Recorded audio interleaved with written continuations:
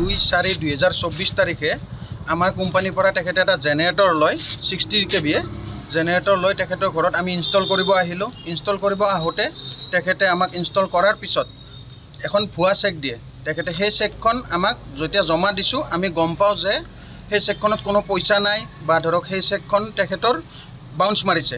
Bounce মাৰাৰ পিছত যেতিয়া আমি সেই চেকখন বিচাৰি বা আমাৰ প্ৰাপ্য পইচাটো বিচাৰি তেখেতৰ ওচৰলৈকে আহোঁ, তেতিয়া আহোঁতে তেখেতে আমাক মানে ভুৱা কেছত ফচাই যে বোলে আমি তেখেতক পিষ্টল লৈ ভাবুকি দিব আহিছোঁ, তেখেতৰ ঘৰত আমি মাকক বেয়া ব্যৱহাৰ কৰিছোঁ বা তেখেতৰ ঘনীয়েকৰ লগত আমি বেয়া ব্যৱহাৰ কৰিছোঁ, তেনেকুৱা মিছা অভিযোগ দি তেখেতে আমাক বহুত কেছত ফচাই আছে।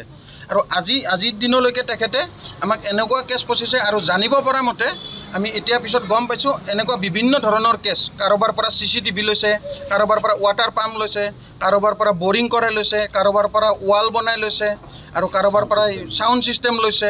লৈ কেনে আমি গোটেইখিনি মানুহ তেখেতৰ কেছত ফচি আছোঁ। আৰু তেখেতে আমাক ঠগ প্ৰবঞ্চনা কৰি আহিলে তেখেতে আমাক কয় যে বোলে আমি ৰেপ কৰিব আহিছোঁ, তাৰপিছত পইচা ডিমাণ্ড কৰিব আহিছোঁ।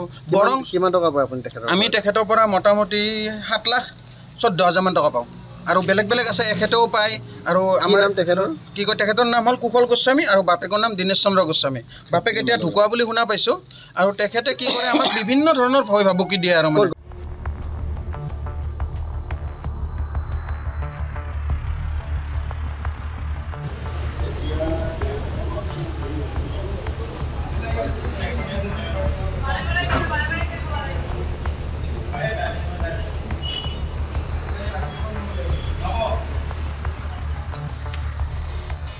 মানে আমাৰ উলুবাৰী বিনায়ক চেলছ নামৰ এখন দোকানৰ পৰা এই মালৈবাৰীৰ কুশল গোস্বামী নামৰ মানুহ এজনে তেওঁলোকৰ পৰা কিবা হাৰ্ডৱেৰ সামগ্ৰী লৈছিলে আৰু এনেকৈ মটৰ পাম্প চাম্প তেনেকুৱা তেওঁৰ কিবা ঘৰত এটা পানীৰ ফেক্টৰী খুলিবৰ কাৰণে।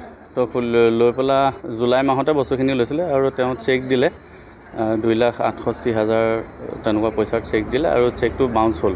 তাৰপিছত তেওঁলোকে যেতিয়া তেওঁক কণ্টেক্ট কৰিব বিচাৰিছিলে তেওঁলোকক মানে থ্ৰেটেনিং দিয়ে আৰু উল্টা। পিছত তেওঁলোকে FIR দিলে।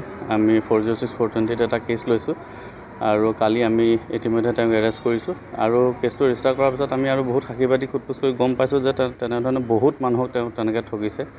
চেক দিয়ে আৰু শনিবাৰে চেকবোৰ দিয়ে, দেওবাৰে বন্ধ থাকে আৰু চেকবোৰ বাউন্স হয় আৰু তেওঁ ইতিমধ্যে বস্তুবোৰ আনি ঘৰত ভৰায়। আৰু এইবোৰ কমপ্লেইন মানে আগতো ইয়াৰ আগৰ OC বা সোণাপুৰৰ ক্ষেত্ৰতো বহুত আমি দেখা গৈছে যে কোনোবা মানুহে যদি তেওঁৰ এগেইনষ্টত কমপ্লেইন দিয়ে, পুলিচে এনকুৱাৰী কৰিব গ'লে তেওঁ আকৌ পুলিচৰ এগেইনষ্টত কমপ্লেইন দিয়ে। তেনেকুৱা বহুতখিনি কেছ আমি পোৱা গৈছে।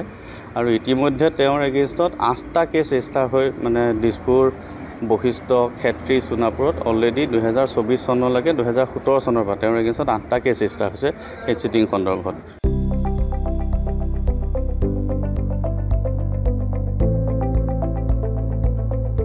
NB নিউজ, সহজ সৰল ভাষাত নৱভাৰতৰ কথা।